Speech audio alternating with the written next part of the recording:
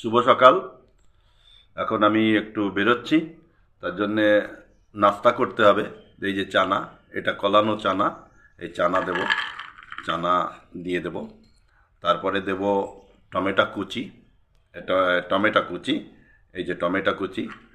আর এই যে দিলাম ক্ষীরা, এই যে ক্ষীরা।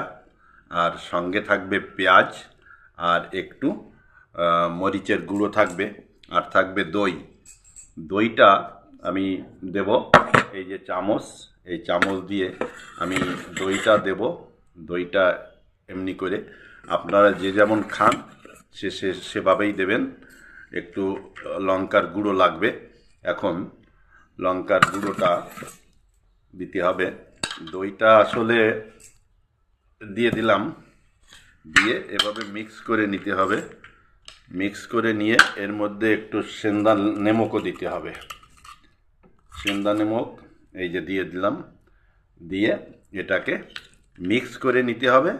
মিক্স করে নিয়ে খেতে হবে। খুব একটা স্বাস্থ্যকর টিপস সকালবেলার নাস্তা। এরপরে আপনি একটা চাইলে রুটিও খেতে পারেন, পরোটাও খেতে পারেন। তো এভাবে করে আপনারা খাবেন, দেখবেন শরীর ভালো থাকবে। ধন্যবাদ বন্ধুরা।